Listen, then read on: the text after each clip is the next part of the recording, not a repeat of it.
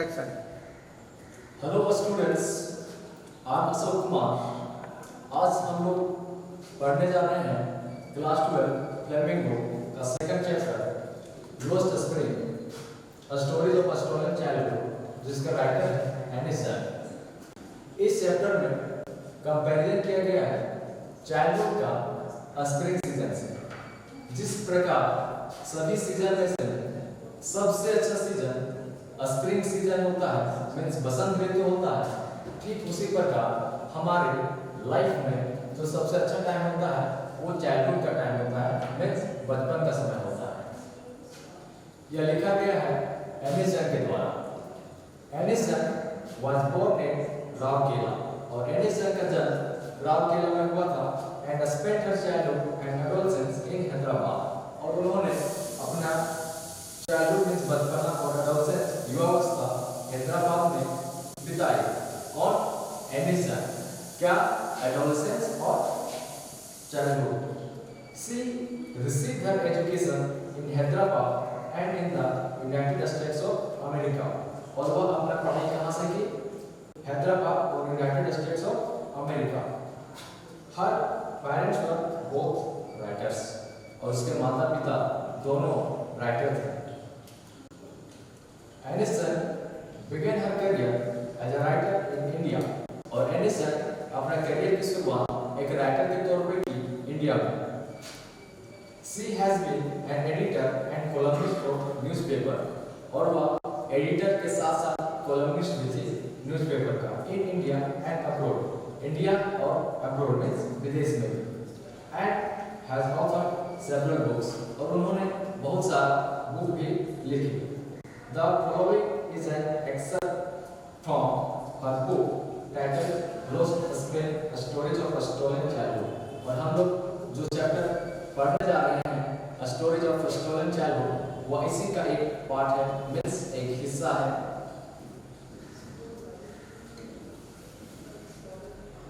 Here she analyzed the greedy poverty and tradition which condemned these children to a life of exploitation, और children के life of exploitation के बारे में Ennison इस lesson में बताती है। स्टोरी स्टार्ट करने से पहले मैं यह बता देना चाहता हूँ कि यह स्टोरी दो भाग में डिवाइड है, दो पार्ट में बटा हुआ है। एक में हम साहेब आलम के बारे में पढ़ेंगे और दूसरे में हम मुकेश के बारे में पढ़ेंगे। तो चलिए अब देखते हैं स्टोरी। स्टोरी का title sometimes I find a rupee in the garbage, means कि कभी-कभी हमें कूड़े में से कुछ रुपये भी मिल जाते हैं। Why do you do this? I asked साहेब। लेखिका साहेब से पूछती है, Why do you do this? तुम ऐसा क्यों करते हो? Whom I encounter every morning scouting for gold in the garbage dump of my neighborhood। और लेखिका का पर डे एनकाउंटर होता है, मुलाकात होता है, कहाँ पे? उसके नेबरहुड में, मींस पड़ोस में। और वहाँ साहेब क्या कर रहा होता है? तो साहेब स्क्राउजिंग कर रहा होता है। स्क्राउजिंग कहने का मतलब चुनना, और कूड़ा चुन रहा होता है। Scrounging for gold in the garbage, और गार्बेज से क्या चुन रहा होता है? तो गोल्ड चुन रहा होता है। यहाँ पे गोल्ड कहने का मतलब प्रीशियस थिंग, यहाँ पे गोल्ड कहने का मतलब सोना नहीं है, यहाँ पे गोल्ड रेफर कर रहा है precious thing. Garbage dump of my neighborhood. Saheb left his home long ago. Saheb अपना घर काफी पहले छोड़ चुका है। Set amidst the green fields of Dhaka, और उसका घर कहाँ था? तो ढाका में था। His home is not even a distant memory, और उसे अपने घर के बारे में दूर दूर तक कोई ख्याल नहीं है, उसके याद में कुछ भी नहीं है। There were many storms that swept away their fields and homes. एक तूफान आया और उस तूफान में उसका घर और फील्ड सारा बहा के ले गया। His mother tells him, ऐसा कौन कह रहा है? तो ऐसा उसकी माँ कह रही है। किसकी माँ बता रही है? साहेब की माँ बता रही है। किसको बता रही है? साहेब को बता रही है। क्या बता रही है? एक्चुअली में उसका घर कहाँ था? ढाका में था। ढाका कहाँ है? बांग्लादेश में है। तो एक बार जोरदार तूफान आया और उस तूफान में इसका घर और फिर सारा जो है बह गया। That's why they left। यही वजह है कि वे लोग अपना घर छोड़ के अब यहाँ रहने लगे हैं। Looking for work in the big city where he now lives। और जहाँ वे लोग अभी रह रहे हैं वहाँ पे वे लोग क्या गोल्ड कहने का मतलब प्रीशियस थिंग है वो कलेक्ट कर रहे हैं, चुन रहे हैं। I have nothing else to do, he mutters। साहब मटर्स करता मीन्स बुदबुदाता है कि मेरे पास करने को कुछ भी नहीं है। I have nothing else to do, looking away। इधर देखते हुए। वो वस्तु ऐसे clearly तो लेखिका मजाक करते हुए कहती है, मीन्स बिना सोचे समझे कहती है कि तुम स्कूल चले जाओ। Realizing immediately how hollow the advice must sound। लेकिन तुरंत बाद लेखिका को यह रियलाइज होता है, यह महसूस होता है कि मैंने कैसा हॉलो एडवाइस कर दिया। There is no school in my neighborhood, when they build one I will go। साहब कहता है कि मेरे नेबरहुड में, मेरे पड़ोस में कोई भी स्कूल नहीं है, जब कोई बना देगा तो मैं स्कूल चला जाऊंगा। If I start a school, will you come? I ask। लेखिका पूछती है कि यदि मैं स्कूल बना दूं तो क्या तुम आओगे? If I start a school, will you come? I ask। how joking, मजाक करते हुए कहती है। Yes, he says, smiling broadly। तो वह मुस्कुराते हुए कहता है, हाँ हाँ हम जरूर आएंगे। A few days later, I see him running up to me, is your school ready? कुछ दिनों के बाद लेखिका देखती है कि साहब उसको पीछा करते हुए दौड़ते हुए आता है और लेखिका से पूछता है, क्या आपका स्कूल तैयार हो गया? It takes longer to build a school, I say। तो लेखिका कहती है कि स्कूल बनने में काफी लंबा समय लगता है। Embarrassed at having made a promise that was not made। और अब लेखिका को अपने प्रोमिस पे इम्बेरेस होने लगता है, मीन्स शर्मिंदगी होने लगता है। उसे यह एहसास होने लगा, रियलाइज होने लगा कि मैंने कैसा खोखला वादा कर दिया इससे।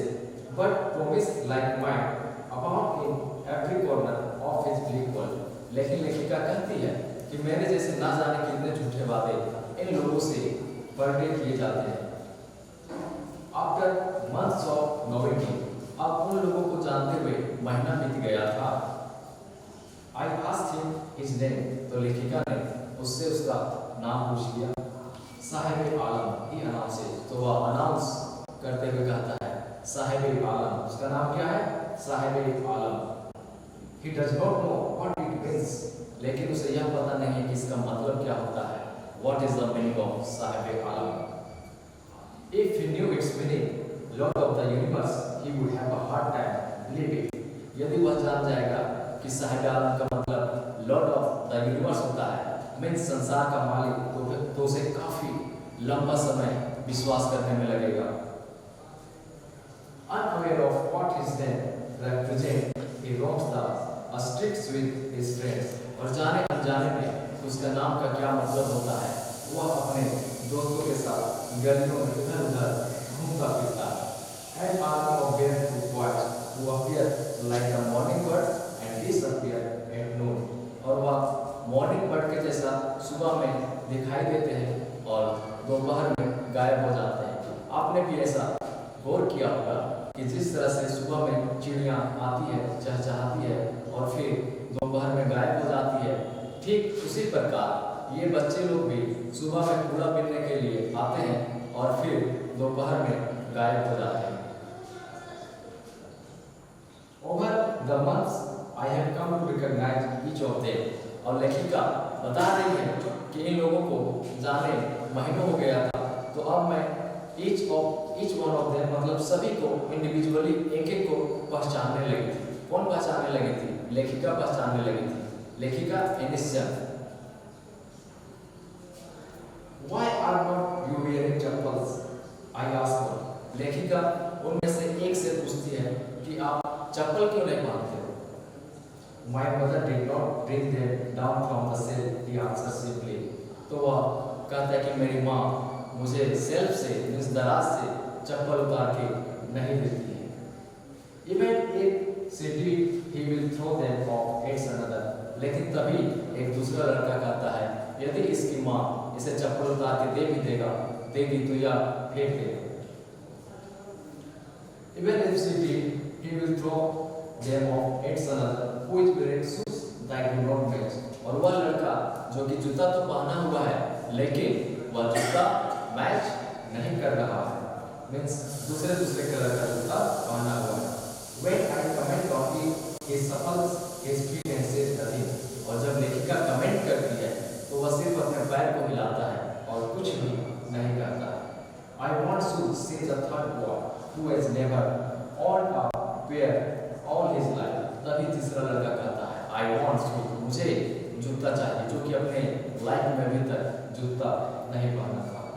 Traveling across the country, I have seen children walking barefoot in cities on village roads.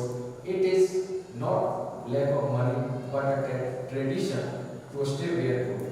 यह लेखिका शहरों में गांवों में घूमती है तो यह देखती है कि लोग नंगे पांव घूमते हैं.